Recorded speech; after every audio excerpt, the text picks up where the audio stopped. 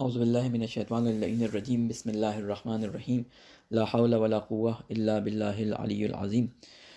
الہی انطقنی بالہدی والہمنی التقوی بسم اللہ الرحمن الرحیم۔ معزز سامعین، آج آپ کی خدمت میں رمضان المبارک کے دوسرے دن کی دعا اور دوسرے سپارے کے خلاصے کے ساتھ ہم حاضر ہیں، اور ہماری کوشش ہوگی کہ ہم مختصر سے وقت میں ان دونوں چیزوں کو آپ کے سامنے مختصراً بیان کر دیں، ان کا تعارف کرا دیں، اس دعا کا چھوٹا سا جو ترجمہ ہے اور اس کی اگر تفسیر ہے تھوڑی سی تو وہ آپ کے سامنے بیان کر دیں۔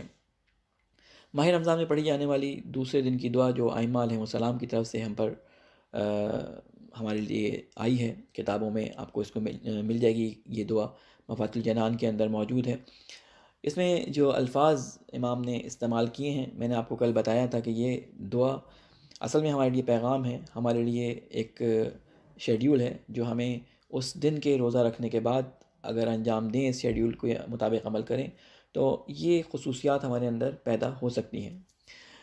اس میں ارشاد ہے کہ اللہم قربنی فیہ الی مرضاتک وجنبنی فیہ من سخطک ونقماتک ووفقنی فیہ لقراءۃ آیاتک برحمتک یا ارحم الراحمین۔ اے میرے اللہ، مجھ کو اس دن میں اپنی مرضی سے قریب کر، اور اس دنیا میں مجھ کو اپنے غصے اور عذاب سے بچا لے، اور مجھ کو اس میں توفیق عطا فرما کر اپنے قرآن کی آیتوں کے پڑھنے کی اپنی رحمت کے ذریعے سے، اے سب سے زیادہ بڑے رحم کرنے والے۔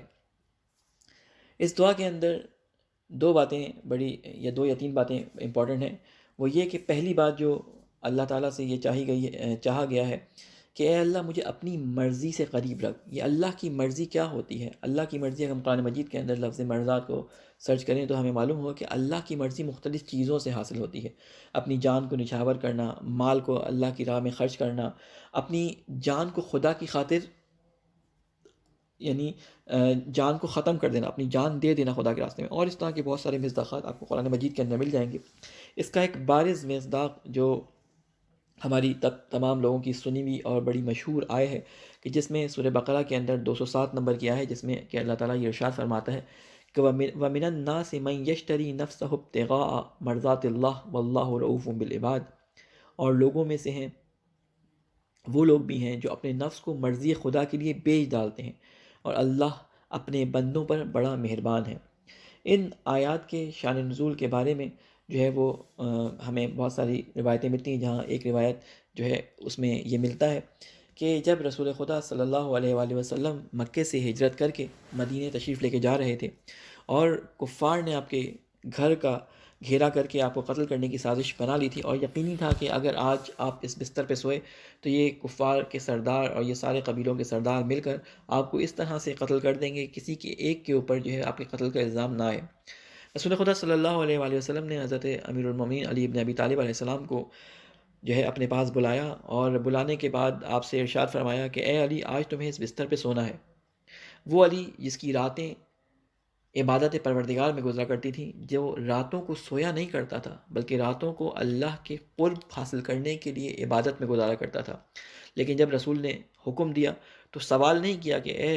اللہ کے رسول مجھے کیوں سونا ہے، میری تو عبادت چلی جائے گی۔ نہیں، جب اللہ کا رسول چاہے امام ہو اس کو حکم دے دے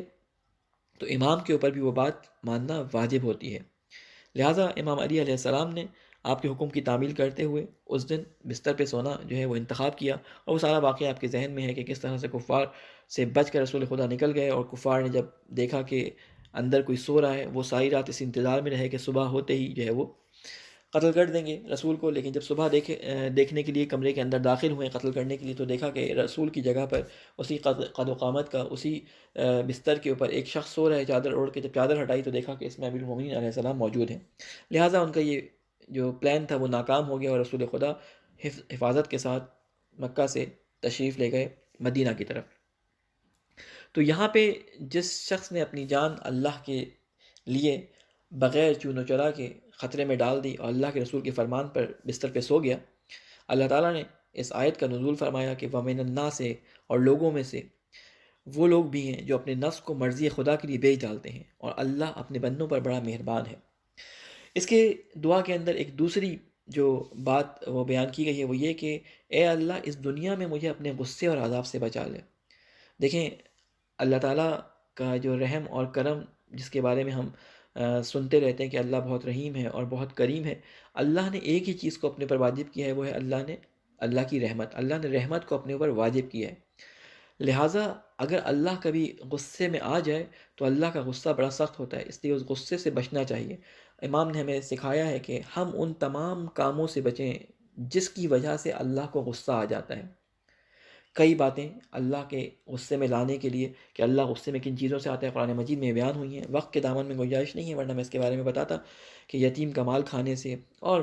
مختلف کام بیان ہوئے کہ کن کن چیزوں سے اللہ کو غصہ آتا ہے۔ وہ انشاءاللہ قرآن مجید اس رمضان میں جب آپ ترجمے کے ساتھ ختم کریں گے انشاءاللہ تو آپ کو وہ سارے موارد جو ہیں پتہ چلیں گے کہ کن کن باتوں سے اللہ کو غصہ آتا ہے۔ اور تیسری دعا جو اس میں مانگی گئی ہے وہ یہ کہ مجھ کو توفیق عطا فرما کہ میں قرآن کی آیتوں کے پڑھنے کی طرف جو ہے وہ راغب ہو جاؤں، اور اپنی رحمت سے جو ہے مجھے نواز دے اے رحم کرنے والے۔ اللہ سے یہ توفیق ہمیں خود مانگنی پڑے گی، خود اس دعا میں یہ توفیق اللہ سے مانگی گئی ہے کہ شیطان ہمیں بار بار روکتا تھا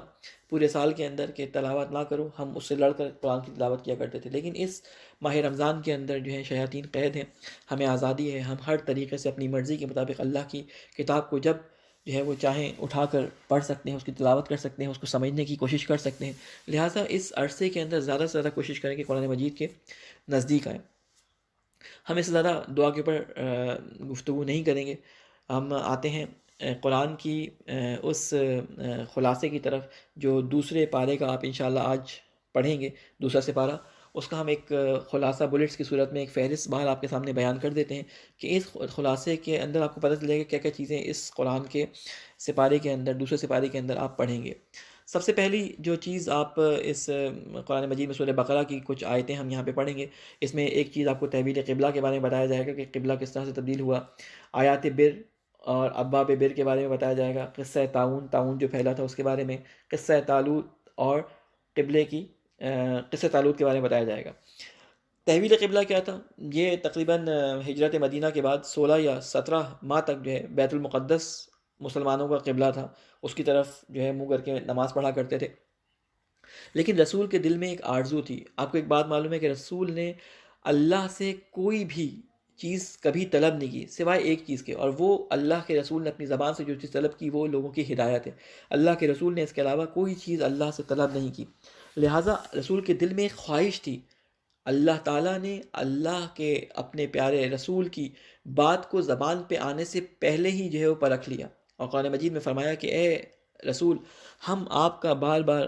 چہرے کو آسمان کی طرف گھمانا دیکھ رہے ہیں، اس لیے ہم قبلے کو آپ کے لیے تبدیل کر رہے ہیں، اور اللہ نے رسول کی آرزو پوری کی اور قبلہ تبدیل کر دیا گیا، اور بیت المقدس سے مسلمانوں کا رخ جو ہے وہ خانہ کعبہ کی طرف کروا دیا گیا۔ دوسری آیات بر ہیں، ان پہ میں انشاءاللہ آخر میں گفتگو کروں گا۔ اس کے علاوہ جو چیزیں اس میں بیان ہوئی ہیں وہ جو ہے آیات بر کے اندر ابواب بر جو بیان ہوئے ہیں، اس کے علاوہ جو اس میں چیز بیان ہوئی ہے وہ ہے تعاون کا قصہ تعاون، یعنی کچھ لوگوں پر تعاون کی بیماری آئی اور وہ موت کے خوف سے دوسرے شہر میں چلے گئے۔ اللہ تعالیٰ نے کچھ فرشتوں کو بھیجا، 2 فرشتوں کو بھیجا، اور ان انسانوں کو وہاں پہ جو ہے وہ موت دے دی، تاکہ انسانوں کو یہ پتہ چل جائے کہ کوئی بھی موت سے بھاگ نہیں سکتا۔ کچھ عرصے بعد اللہ نے انہیں دوبارہ زندہ کر دیا، ایک جو زمانے میں نبی موجود تھے ان کی دعا کے نتیجے میں ان لوگوں کو دوبارہ زندہ کر دیا۔ صرف ایک امتحان مقصود تھا، ایک سبق دینا مقصود تھا۔ اس کے علاوہ قصہ طالوت یہاں پہ ذکر ہوا ہے اس سپارے کے اندر، جس کے اندر طالوت کے لشکر نے جالوت کے لشکر کو جو ہے وہ بہت کم تعداد ہونے کے باوجود اللہ کے حکم سے شکست دے دی۔ اور آپ کو معلوم ہے کہ جب نبی خدا نے طالوت کو سردار بنایا تو اس زمانے کے جو سردار اور بڑے بڑے لوگ تھے انہوں نے اعتراض کیا کہ آپ ایک غریب آدمی کو جو مال و دولت و ثروت نہیں رکھتا اس کو کیوں یہ لشکر کا سالار بنا رہے ہیں؟ تو اس وقت آپ نے طالوت کے بارے میں فرمایا کہ اس کے اندر وہ کوالٹیز موجود ہیں، قرآن مجید میں وہ کوالٹیز بیان کی گئی ہیں، انشاءاللہ آپ ترجمے میں پڑھیں گے۔ اس کے بعد جو چیز ہم نے چھوڑی وہ تھی بر اور ابواب بر۔ ایک آیت اس کی طرف اشارہ کرنا مقصود ہے کہ آپ نے یہ سنا ہوگا کہ روایات میں بھی سنا ہے، آیات قرآنی میں بھی سنا ہے کہ نماز جو ہے ان الصلاۃ تنہا عن الفحشاء والمنکر، نماز جو ہے برائیوں سے روکتی ہے۔ اب ہم اپنی زندگی میں دیکھتے ہیں، ہم نماز پڑھتے ہیں لیکن ہم برائیوں سے نہیں رک پاتے، پھر بھی ہم برائیوں کا انجام دیتے ہیں، تو کیا وجہ ہے؟ نعوذ باللہ یہ جو بات بیان کی گئی ہے وہ نعوذ باللہ جھوٹی ہے کہ نماز جو ہے برائیوں سے روکتی ہے، فحشا سے روکتی ہے، یا نہیں؟ ہمارے اندر کچھ کمیاں ہیں، ہم ڈھونڈتے رہتے ہیں، روایات کے اندر چیزیں ملتی رہتی ہیں، لیکن کبھی ہم نے خود قرآن پہ غور کیا کہ ہم ہر دفعہ جب قرآن مجید کی تلاوت کرتے ہیں اور اس آیت کو پڑھتے ہوئے گزر جاتے ہیں لیکن اس کی طرف ہماری توجہ مرکوز نہیں ہو پاتی؟ امید ہے کہ اس دفعہ صرف میں ایک اشارہ کر رہا ہوں، باقی تفصیل آپ خود اس میں دیکھیے گا۔ ایک آیت اس میں بیان ہوئی ہے کہ آیت سورہ بقرہ کی آیت نمبر 177 ہے، کہ جس کا مضمون یہ ہے کہ لیس البر ان تولوا وجوہکم قبل المسجد قبل المشرق والمغرب ولکن البر من آمن باللہ والیوم الآخر والملائکة والکتاب والنبیین وآت المال على حبہ ذوی القربى والیتامى والمساکین وابن السبیل والسائلین وفی الرقاب واقام الصلاۃ، اور آگے آیت کافی لمبی چلتی ہے۔ مجھے اس آیت میں سے جو بتانا آپ کو مقصود ہے کہ دیکھیں اللہ تعالیٰ نے کچھ اسٹیپس خود قرآن مجید کے اندر بتا دیے ہیں کہ جو تو نماز جو تمہیں برائیوں اور بے حیائی سے روکے گی، اس نماز کے اسٹیپس کیا ہیں۔ دیکھیں کھانا بنانے کے کچھ اسٹیپس ہوتے ہیں، ان اسٹیپس کے مطابق کھانا بنایا جاتا ہے۔ پہلے جو ہے وہ سبزی کاٹی جاتی ہے، پھر اس کے بعد اس کو فرائی کیا جاتا ہے، پھر اس کے بعد پیاز فرائی کی جاتی ہے، اور جو بھی کھانے بنانے کے مراحل ہیں ان کو اگر ترتیب بار انجام دیا جائے تو کھانا مزے کا بنتا ہے، اور کھانا وہ رزلٹ دیتا ہے جو آپ رزلٹ چاہتے ہیں۔ اگر ترتیب وار نہ ہو تو کھانا صحیح سے نہیں بنتا، ٹھیک ہے؟ آپ سارا کھانا ایک جگہ ڈھیر کر دیں، ساری سبزیاں رکھ دیں، پھر اس کے بعد اس کے اندر جو ہے چولہا جلا دیں، اس کے بعد اس میں تیل ڈال دیں، اور اس کے بعد اس میں پانی ڈال دیں، تو اس طرح کھانا بنے گا تو صحیح، کوئی چیز بنے گی لیکن وہ اس طرح سے نہیں بنے گی، جو ٹیسٹ اس میں آنا چاہیے وہ ٹیسٹ آپ کو نہیں ملے گا۔ لہٰذا قرآن مجید میں یہ اسٹیپس بتائے گئے ہیں کہ وہ نماز جو برائیوں اور فحشا سے روکتی ہے اس سے پہلے کے اسٹیپس کیا ہیں، وہ اس آیت کے اندر بیان کیے گئے ہیں۔ ہم ہر دفعہ اس آیت سے گزرتے ہیں لیکن اس طرف ہماری توجہ نہیں ہوتی۔ کیا فرمایا ہے کہ لیس البر، نیکی یہ نہیں ہے، ان تولوا وجوہکم قبل المشرق والمغرب، کہ تم اپنے چہروں کو جو ہے وہ مشرق یا مغرب کی طرف گھما لو۔ اب یہ بتانا شروع کریں نیکی ہے کیا۔ وَلَكِنَّ الْبِرَّ مَنْ آمَنَ بِاللَّهِ، لیکن نیکی یہ ہے کہ ایمان لاؤ اللہ پر۔ دیکھیں نماز کی شرائط بیان کی جا رہی ہیں، سب سے پہلا اس میں اللہ پر ایمان ہونا چاہیے، تفصیل کا وقت نہیں ہے ورنہ میں اس میں تفصیل سے بیان کرتا، اور آخرت پر ایمان ہونا چاہیے،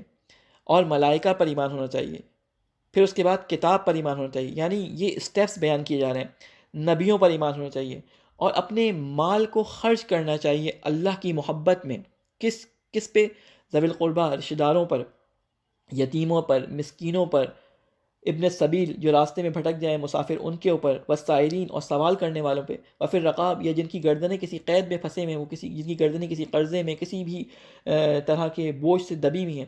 یہ سارے کام انجام دو۔ پھر کہا گیا ہے وَأَقَامَ الصَّلَاةَ، اور پھر نماز کو قائم کرو۔ تو یہ 7 یا 8 چیزیں جو بیان کی گئی ہیں، ٹھیک ہے، اس میں اللہ نے بتایا ہے کہ وہ نماز جو ان 7 یا 8 کاموں کو انجام دینے کے بعد انجام دی جائے، پڑھی جائے،